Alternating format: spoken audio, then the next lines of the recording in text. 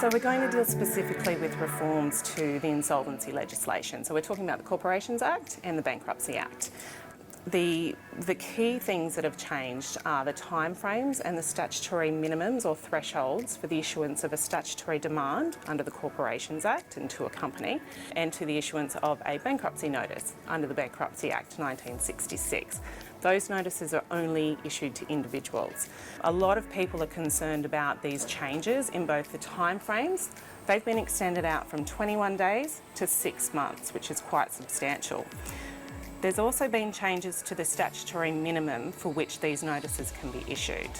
The statutory demand previously could be issued to a debtor for a sum of over $2,000. That was the minimum. That has been increased to $20,000.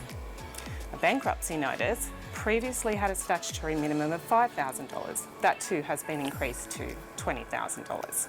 So what have these changes been designed to do? Alleviate pressure for small business and individuals in a time of crisis.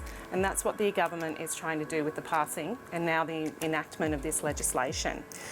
One of these reforms is also temporary relief for directors from insolvent trading.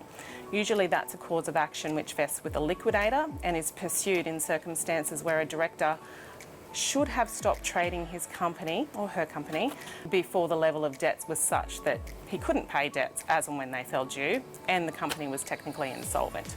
That's something that you should seek specific legal advice about.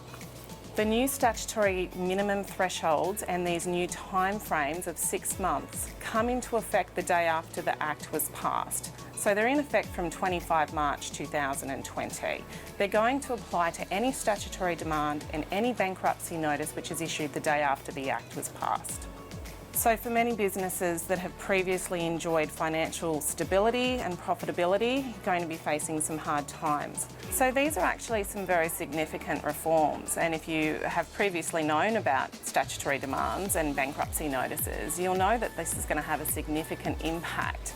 There will be circumstances where creditors will feel like they're being taken advantage of by debtors and may otherwise have the financial capacity to pay.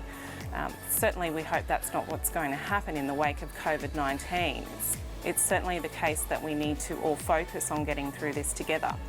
Having said that, as I've said, tighten those credit controls and ramp up that debt collection. Now's not the time to be granting indulgences.